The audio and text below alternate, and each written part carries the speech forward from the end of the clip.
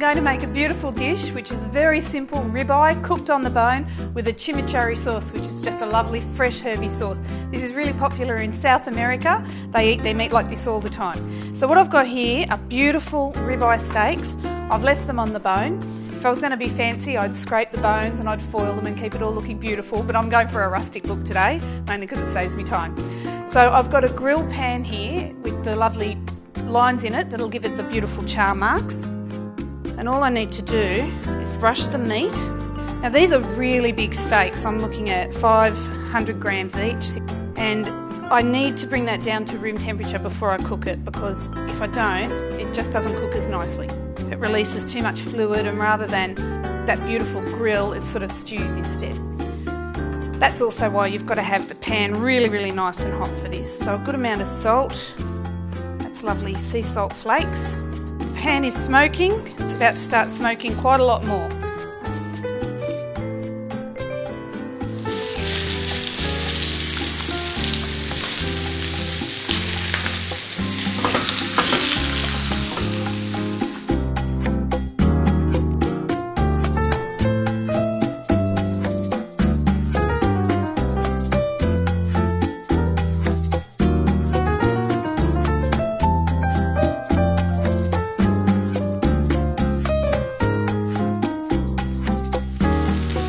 So I'm just going to stand it up on its side. Because this is such a thick steak, I want to get the char marks all the way around. I want to seal it all the way around so that when it goes into the oven, it keeps all its beautiful juices inside.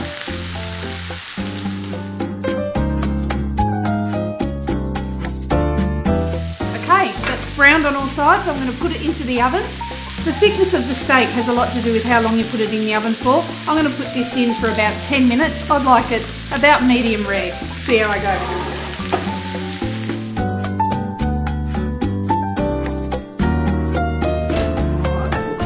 Beautiful. The general rule when resting meat is that you rest it for a good few minutes after you've cooked it, maybe around a third of the time it's taken to cook to a half of the time it's taken to cook, just to give it a really good time to relax.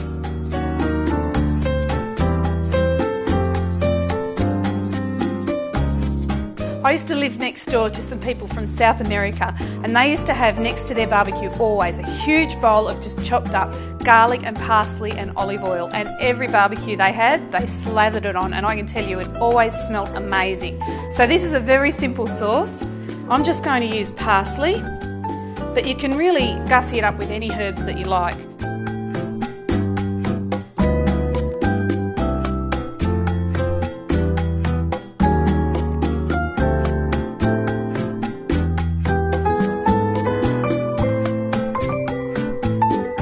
I'm going to have about 1/4 teaspoon of chili flakes, just for a little bit of heat. And of course with chili, you can turn the heat up if you like, or turn it down if you like.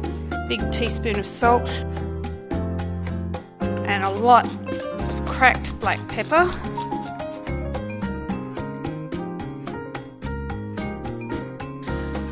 I reckon that steak's nearly ready to slice.